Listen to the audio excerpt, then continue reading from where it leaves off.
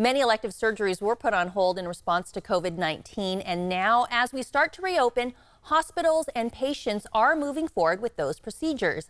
Joining us now with some insight is double board certified surgeon, Dr. Christie Pendergast. Thanks for joining us, Dr. Christie. Thanks for having me. So, many people have had to wait to have what's considered elective procedures done because of coronavirus. What advice do you have for people who were put on hold?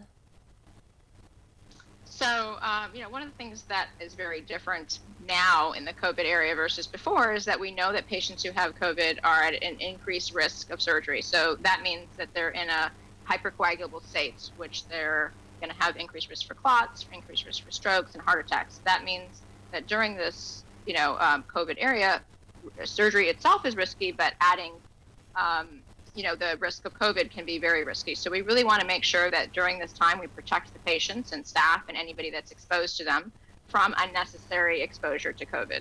So you're going to expect an increased workup in patients who have medical problems that might make them at a little bit higher risk. You're going to have increased maybe wait times due to the backlog of elective procedures that we're working through.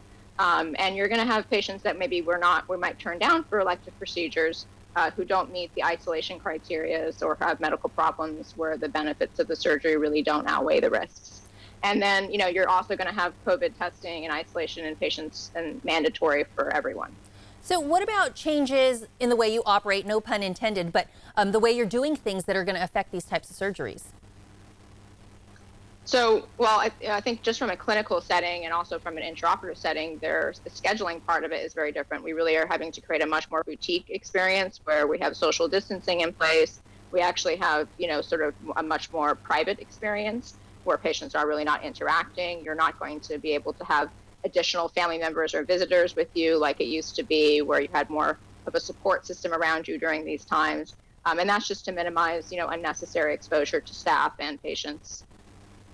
So if you're a patient that has been, putting something on hold or putting it off because of COVID, how will they know when they're able to move forward with their surgeries or not?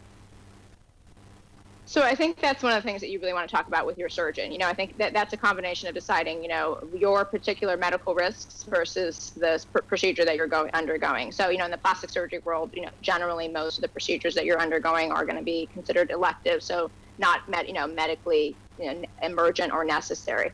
Some of them may be a little bit more necessary, like I have a lot of breast cancer patients where while they're considered somewhat elective, there's a little bit more urgency to them. So we really take a very close look at, what their particular medical problems are, what the additional risks are of the particular surgery. And if we can delay it in this setting, we will. And if we can't, we take the necessary precautions to ensure that we have a very safe recovery period and intraoperative period.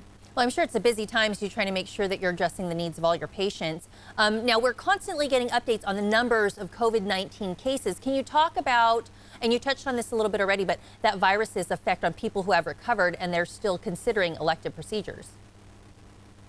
Yeah, so that's going to really vary from each person. So, if you had COVID in the past, the severity of your particular COVID illness is going to affect whether you have sustained what we call end organ damage. So, in other words, if you're somebody who had exposure to the virus and you were in the hospital and you were on the ventilator and maybe your lungs have suffered, scar tissue, or you had some trouble with, your recovery or prolonged recovery, you might be at higher risk for having any elective procedure. We might want you to wait. Alternatively, you might have been somebody that had a clot or some other complication related to the illness.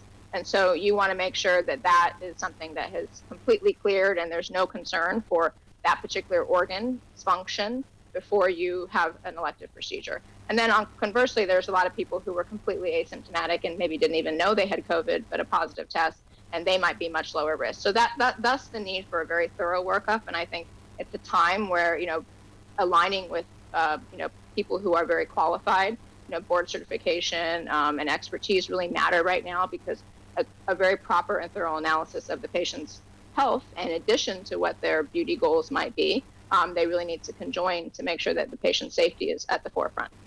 All right, Dr. Christie Pendergast, thank you so much for joining us and giving us some insight into how those elective surgeries and how they're going about them as we head toward post-COVID. We appreciate you joining us this morning. This interview involves commercial content. The products and services featured appear as paid advertising.